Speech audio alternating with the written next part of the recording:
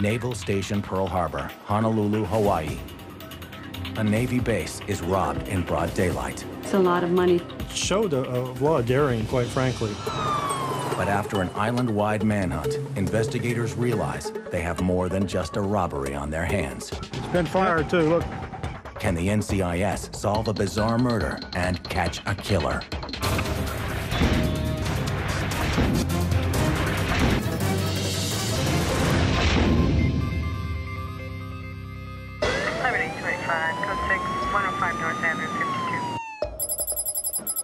A call goes out to 911. Naval Station Pearl Harbor has been robbed.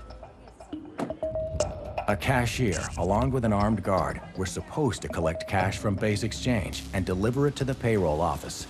But instead, they disappeared with $80,000. Special Agents Bob Robbins and Rick Parks must track down the robbers. We all thought this had to be a very daring daylight robbery. We were just sort of aghast at the whole concept of the thing. We were trying to sort of piece together the whole story of exactly what happened. It started out as a normal morning at the Naval Cash Exchange. 19-year-old Ruben Gallegos set out to deliver the cash from the Navy Exchange to the payroll office. This is where he picked up the money, got it from the safe here. And Gallegos wasn't alone. Well, he went out with one of the guards. He had an armed escort, as usual. Would the escort officers actually come in here? They would come in here and actually pick up the money. Mr. Gallegos was escorted by base police to pick up money from the bank, about $80,000. It was a big payday, so it was a significant amount of money compared to the other days of the week. But Gallegos and the armed guard never made it to the payroll office. The initial reaction when we learned of the incident was it, to some extent, was an inside job, only because it took someone who was knowledgeable of the operating procedures of the Navy Exchange. It's a lot of money to be lost for the exchange. Investigators then get two solid leads. We came across a gentleman who was out back at the time smoking. You're over here? Right over there, and... The man saw Gallegos and an armed guard leave the building, heading for the payroll office, but they never made it. Okay. Can you describe the vehicle to me? They got into a car and drove away, a car identified as a Chevy. The agents now have a description of the getaway car.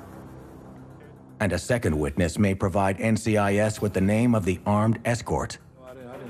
I saw a guy, I think he's a Mexican guy, and he picked up Ruben Gallego, walk out with the money. She assured us that she could identify the gentleman if given the opportunity.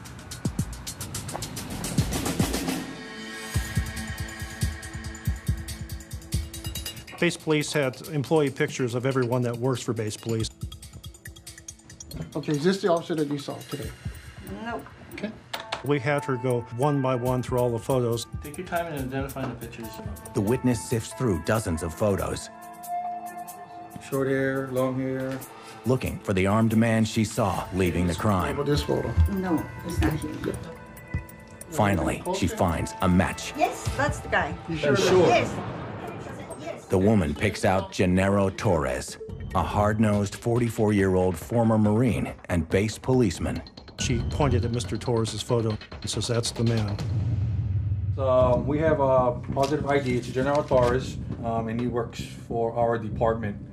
Mr. Torres had appeared many times prior to this incident, quite legitimately as the police escort for the Navy Exchange cashiers.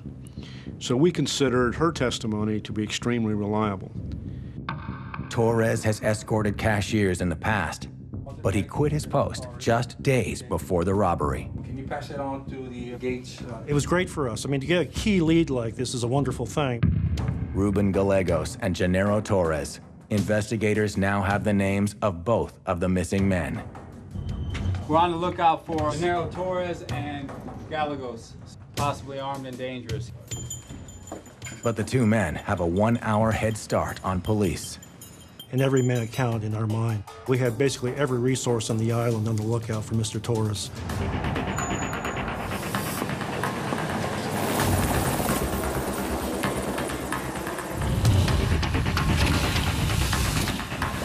That's one wonderful thing of being in the Navy, the ability to launch boats around the harbor to make sure that there was no one leaving via the shore. There was a significant manhunt. We had a lot of resources that we could throw at this thing, and we did. But after searching for hours, they turn up nothing. Have the two men already made it off the island?